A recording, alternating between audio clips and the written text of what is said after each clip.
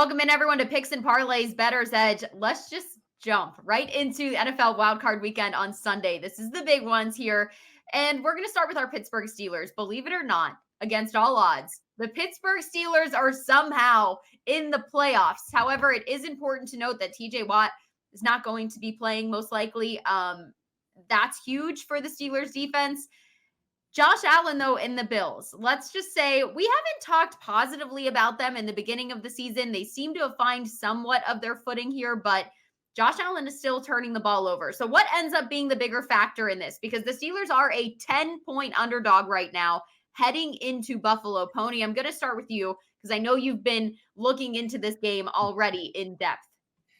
Well, first of all, let's give that sportsbook credit for opening up super early for Craig to get him in there. That's interesting. Yeah. I didn't know that he had that kind of VIP access. So I got pulled. Give the cap to him. Yeah. Hannah, I'm not going to pick this game with my heart. I'm going to go with my head here. I think the Steelers are going to get destroyed. I see a non-competitive game brewing. I don't buy into the Mike Tomlin hocus pocus here. They played there last year without TJ Watt. They lost the game 38-3. They're 1-10 all time without Watt since he came into the league. They were 1-6 last year. It's just it's a huge blow. Josh Allen already gets sacked at a lower rate than anybody in the league, and now you subtract a guy that had 19 sacks this year. Micah Fitzpatrick is going to come back and play the All-Pro safety, but I don't think he'll be at 100%. The Steelers have terrible inside linebackers because of injuries, and the Bills have outstanding tight ends. So I think it's going to be a massacre. Mike Tomlin's playoff record lately is abysmal. His defense, the last 3 trips to the playoffs, they've given up more than 40 points in all 3 games, and they've given up on average 45. I think they've got a date with the executioner Sunday afternoon in Buffalo. I'm happy that they made it. They got invited to the party, but that's it. They're one and done. They get destroyed. I'm taking the Bills -10. Craig, are you on the same train here? The Steelers it's going to be a massacre up in Buffalo? I do. I wish I had this line at 9.5. Of all the teams left, I was like, I think Pittsburgh could beat most of the other teams or at least stay with them. This was the one team in the one environment that I thought was going to be a bad matchup. And of course, this is who they drew. So I'm going to take just with Pony here. I'm taking Buffalo -9.5. Josh Allen just has to avoid the turnover. They can run the ball now. Like you said, their tight end play last against Miami was unbelievable. And then, you know, on the outside, they always can throw it deep. I think this is an absolute mismatch. Only turnovers would keep Pittsburgh in it. And I think for once, I think Josh Allen just plays it safe and avoids the turnovers. All right, I'm going to do it. I'm going to take the Steelers +10 here. And I'm not playing this one with my heart at all. Money line sprinkle, Hannah? You're going to do that too? I'm not going to do that. I'm not going to go that bold. But asking Josh Allen not to turn the ball over right now is like putting little kids in an elevator and telling them not to push the buttons. It just hasn't happened at all. All he's been doing is turning the ball over. I think getting Minkah Fitzpatrick back was really key here for the Steelers because now they can force Josh Allen into those situations. Yes, the Steelers' record is really bad without TJ Watt, and we've seen that, but they just have to be able to keep it close. And they didn't have Herbig before performing the way that he can. I think he can be a big factor. He's a young, hungry guy. He's in the playoffs with the Pittsburgh Steelers with a chance to bring in glory. I think he's going to want to have a big game. Alex Highsmith is still there. But the biggest reason here, too, why I think the Steelers can keep it close, they've sort of figured out their offense, and running the ball and controlling the clock could be key in this game to keeping it close. And I think the Steelers have an upper hand going into Buffalo with that. They're not afraid to play in some cold weather. And if it comes down to the ground game, I think that's advantageous for the Pittsburgh Steelers right now. So that's where I was with that number. I couldn't really rally around Josh Allen and the Bills. I haven't really been able to do that this season until late. So I think this number, I think everyone thinks the Steelers are going to get blown out. And for that reason, I'm going to go ahead and say they figure out a way to keep it closer than that. Even if they lose by a touchdown, you still win in this situation. Hannah, what do they do? Here's what I worry. What do they do if Mason Rudolph struggles early? Do they go back to Kenny Pickett? Do they that team and that is a and what's going to happen in the offseason is going to be an absolute like what to watch in the next 6 months. There can be a lot of what ifs in here, but at the same time, then you have a hungry Kenny Pickett who wants to win his spot back. And we've seen glimpses of what he can do if he is good. So put him in that environment. I still think the run game looking as strong as it has is going to be a reason they can keep it close. And I have to ride with that. I have to. I can't do a bunch of what if scenarios because I had that in Detroit last week talking about, well, what if they don't play X, Y, and Z? Well, Dan Campbell went as aggressive as he possibly could and played everybody and paid the price. So no what if situations in this one. Packers heading into Dallas is going to be one that everyone wants to keep their eye on. Will the Cowboys be too much for Jordan Love and this young Packers team who seem to figure some things out? But the Cowboys, we've seen them be a favorite by big numbers a lot this season. They're a 7.5-point favorite here at home. They've been playing fantastic at home. Pony, do you like them against a young Packers team? Okay, so here's how I'm going to talk up this game. I see a lot of similarities between, and they're in the same division. I think Green Bay and Detroit have a lot in common right now because they both they're offensively built. We saw Jordan Love outpace Jared Goff in touchdowns this year with 30. Aaron Jones came on late in the year, having 100-yard games the last 3 weeks. And those wide receivers emerged with Jaden Reed from Michigan State. Wicks is catching touchdown passes. Guys like that are blooming late in the year here under an offensive coach in Matt LaFleur. And I'm referencing Detroit because I think Green Bay and Detroit have a lot in common. And we saw Detroit almost go to Dallas and win. They got screwed, frankly, because of that horrible call that was made on the 2-point conversion try at the end of that game. That's my way of liking Green Bay plus 7.5. I think you're going to need to be able to have an offense that scores because Dallas at home, they put up points. They average over 30 points per game. So that's a prerequisite. If Green Bay were going into this game with a mediocre offense, I would say lay the 7.5 with the Cowboys. But when you add that hook in, when it went to more than a touchdown, I thought that the more compelling argument was for Green Bay to not win the game, but to definitely be in it. I just trust Tanny. The argument you made about the Steelers and the Bills, I just like what Jordan Love is doing right now more than what the Steelers have, even with Rudolph. 3 games as compared to what Love did in the entire second half of the season. And I think Dallas showed some of their vulnerabilities in that close call against Detroit. So I'm going to take Green Bay plus 7.5 because I do think they've clicked there with Jordan Love, and I think they've got their quarterback of the future with the Packers. Here's why I'm going to disagree. For the things that you talked about with the Cowboys and their average points at home right now, 7 of their last 8 home games, the Dallas Cowboys have scored 30 or more points in each. And Mike McCarthy has admitted earlier in the season, he talked about, I wasn't sure how to figure out this offense. I wasn't as confident in the play calling. Well, later in the season comes along and he figured it out. I also am waiting to see this Dallas Cowboys defense play one heck of a game that I know we are capable of. I want to see Micah Parsons make an argument for himself and why he deserves to be the defensive player of the year. We talk so much about him, but sometimes I feel like he's taken out of these games. And the past few weeks, it's where his impact has, where's it been? Where's it been felt? I feel like it's going to be felt here. I feel like Dallas's defense is going to have the game that they need to be successful in the playoffs. I think the way the Cowboys can score points and the way their defense can keep points off the board against a young quarterback and team is why I like Dallas. I also like them just for the sheer fact I took Dallas in situations this year where they've been double-digit favorites. I've taken I've played those points with them. I have, and I felt really good about it. So I can come here and confidently say that the 7.5 number with the Cowboys feels good to me. I've seen that at 10. I've liked it there at times this season. So I'm going to feel confident that the Cowboys can find their rhythm at home. I like them here. Break the tie here, Craig. Who are you going with? Well, a lot of public money on Dallas, which is, of course, I mean, they don't call them America's team for nothing.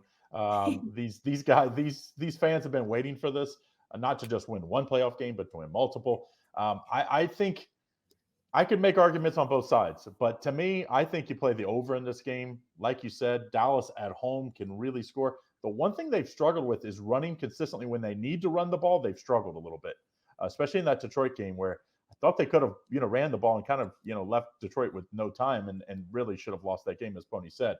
To me, I think you take the over. You don't sit there and try to cut hairs, because I could see this game ending, at 7. And, so depending on where you get this line, where you lose the game. So I think you take the over in this game. Dallas offense has been great. I know Washington defense isn't much, but they took care of business last week. And I do think this Green Bay offense will score plenty of points. I think they're going to get us 23 points, which if they get 23, I feel pretty good on the over. Yeah, so everybody, this is going to be a which handicapper did you like best this season? Because we've all given you a little taste of something different here, but I do agree, Craig. I think that over could be a great play because Pony and I were both part of our arguments on either side was these teams can score points. So Yeah. I think that can be a great argument there, but I do think maybe this is the game where Dallas's defense really makes a statement for themselves. Let's go ahead and move into probably the most interesting storyline and why people say the NFL is scripted, and that's that Rams and Lions game. Stafford goes back to face his former team. Goff goes back and playing against his former team and coach. So this is going to be really interesting for a Lions team that's made the a playoff game at home for the first time in 30 years. Do they defend their home turf against a hot LA Rams team with Puka Nacua right now, who everyone's saying could be up for Rookie of the Year against CJ Stroud? Do they defend their home turf as a 3.5-point favorite, Craig? This is the absolute disaster matchup for the Lions. Their defense can't stop the pass, and we know Matt Stafford and Puka and Cooper Kupp can absolutely score points. And then you have, Aaron Donald, maybe the biggest, defensive wrecker of a game in the middle of the line. But I still think the Lions' dream season continues. I'm not going to fall for the hook. I always feel like when the sportsbook gives you that extra hook, they're trying to beg you to take the plus number. And I think the Lions season and Dan Campbell, he's going to go for it. Let's be honest. On the plus side, a lot. I just think it's that kind of season. It's the dream season for Detroit, and I think it continues with a nice home playoff win. These fans have been waiting for it for a long time. I think they get it. -3.5. I'm going to take Detroit. So here's why I'm going to make an argument for the other side with the Rams at +3.5. Listen, I've been on the Lions bandwagon. I have been in favor of them all season. It took everything in me not to take them last week, even though I wanted to. And now hindsight, I should have, because I should have known better that Dan Campbell wasn't just going to lay down and settle. He was going to put his best foot forward and do everything that he could to get this home game. And he was aggressive, but it also didn't pan out in the way that he thought with injuries. And not having Sam Laporta is a big deal in this game, because now I feel like the Rams offense has more weapons. They're coming in completely healthy. And when the Rams have had Stafford, Nacua, Williams, and Kupp, they are 6-2 with averaging 26 points per game this season and around 400 yards per game as well. That's exactly the recipe that they need against the Detroit Lions. You need to put up yards, you need to score points, and I think that they can do that. Now, would I be as confident to say I take them on the money line? No, because Detroit seemingly is finding ways to win, and Dan Campbell is going to be aggressive. But the Rams at 3.5, they could lose by a field goal and you'd still win here. That's the argument I'll make to say take the Rams at 3.5. Pony, whose side are you taking here? Well, and I like that stat. One of those losses, by the way, was at Baltimore in overtime. So they played the team that has destroyed teams, stomped on teams, especially in Baltimore. Look what they did to Miami a couple of weeks ago, scoring more than 50.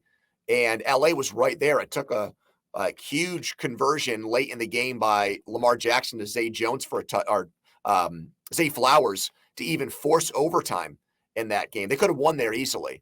So I'm with you. I think that I don't always prefer experience in the playoffs, but when I think the talent is about the same, and I've got the experience card with Matthew Stafford, a Super Bowl champion, Cooper Kupp, Sean McVay's been to 2 Super Bowls as a head coach, and Aaron Donald on defense. Kobe Turner is not experienced, but made a run for Rookie of the Year with his defensive production late in the year. I'm sorry. This is not always something that handicappers want to put any stock in, but I can't ignore it.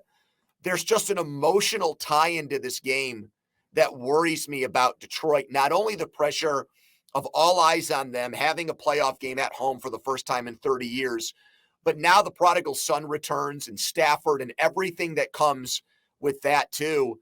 I think the potential is there for a slow start for Detroit where they adjust to being in a playoff game, and it's the difference in the game where they fight back, but they just aren't able to win the game. My trust level is just much higher with the way Matthew Stafford played in the back half of the season. So I'm with you, Hannah. I'm going to take them not only with the points, but money line to win this game outright.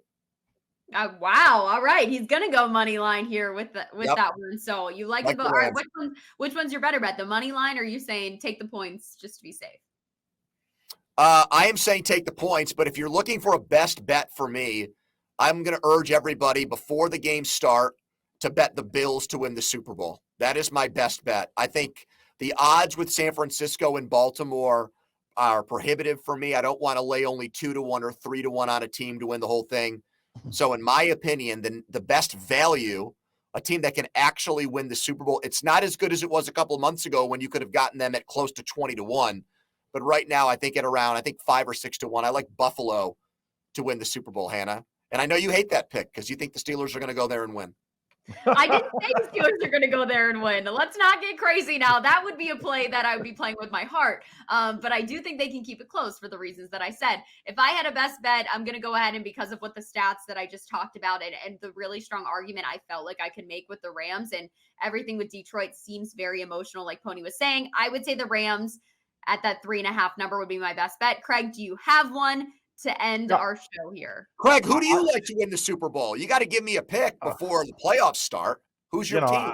It's one of those I don't take favorites. So, and I think both of the favorites, I think it's going to be very tough to win in Baltimore this year. I think it's going to be very tough, especially the way the Eagles are playing for anyone to beat San Francisco at home. So I wouldn't play a future because I think both of those teams are going to be there. And I think actually 49ers get the revenge this time. I think they'll figure it out how to slow Lamar Jackson down. And I do like the 49ers win it all. So I wouldn't suggest playing those because there's no value, as Pony said, in taking 2-1, 3-1 on either one of those teams.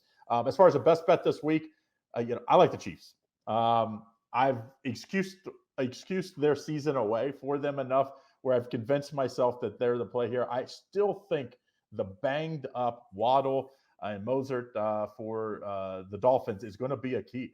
They could not do much on offense the second half against Buffalo. I think the Chiefs are just as good, if not better, on defense. I love that Chiefs secondary. I think they avoid the turnovers. I'm going to take the Chiefs minus 3.5 as my best bet on Sunday here. All right. Saturday? Well, yeah, on Saturday. Yes, Saturday. That one was on Saturday. So you have to go back and look at our Saturday videos for everyone's picks. But also, if you download the Picks and Parlays app, you'll get even more. And you want to look at everyone's picks before you start playing them in Wild Card Weekend because anything is possible here, as we've learned in the NFL, especially this season. With everything that we've seen, the storylines have been fantastic. They only get better as we head into Wild Card Weekend. So make sure you download that Picks and Parlays app.